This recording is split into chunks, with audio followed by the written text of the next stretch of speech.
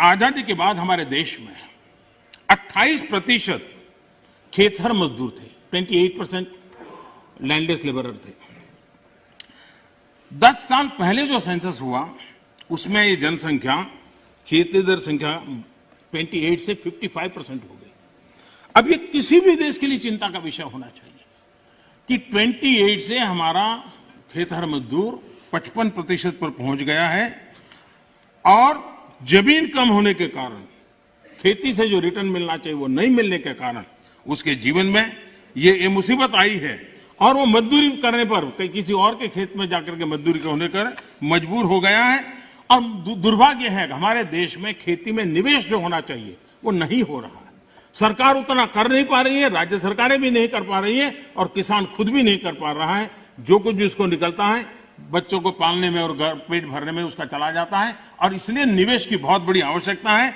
जब तक हम निवेश नहीं लाएंगे, जब तक हम हमारी खेती को आधुनिक नहीं करेंगे, हम जब तक छोटे से छोटे किसान की भलाई के लिए व्यवस्थाएं विकसित नहीं करेंगे, हम देश के एग्रीकल्चर सेक्टर को ताकतवर नहीं बना सकते हैं। और इसलिए हमारा किसान आत्मनिर्भर बने, उसको अपनी उपज बेचने की आजादी मिले, उस दिशा में हमने काम करने की आवश्यकता है। और हमारा किसान सिर्फ गेहूं और चावल वहां सीमित रहे उससे भी बात बनने वाली नहीं है। दुनिया में मार्केट क्या है, आज उसके रिसर्च हो रहे हैं। उस प्रकार की चीजों का उत्पादन करें और वो चीजें दुनिया के बाजार में बेचें।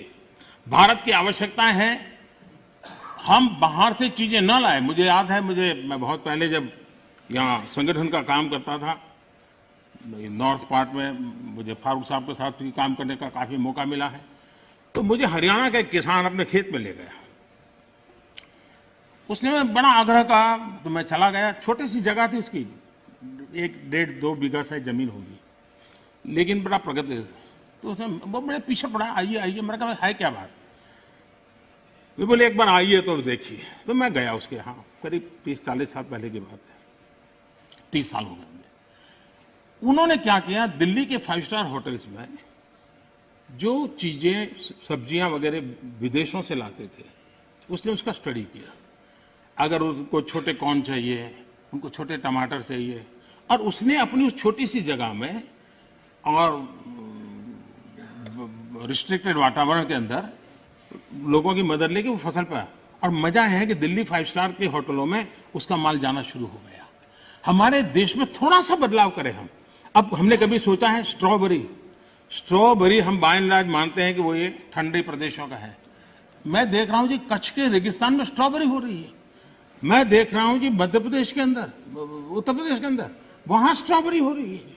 बुंदेलखंड में जहां पानी की दिक्कत है। इसका मतलब ये हुआ कि हमारे यहाँ संभावनाएं हैं।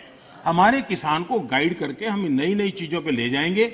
मैं जरूर मानता हूं कि हमारा देश का किसान आगे आएगा, लेकिन उसको ये ठीक है, उसका अनुभव ऐसा है कि उसको हिम्मत देनी पड़ती है, उसका हाथ पकड़ना पड़ता है, उसको हाथ लेकर के चलना पड़ता है। अगर वो चल पड़ता है तो कमाल करके दिखाता है। उसी प्रकार से कृषि के अंदर जितने नए रास्ते निवेश बढ़ेगा, मैं मानता हूं रोजगार के अवसर भी बढ़ने वाले हैं और दुनिया में एक हमें नया मार्केट मिल सकता है।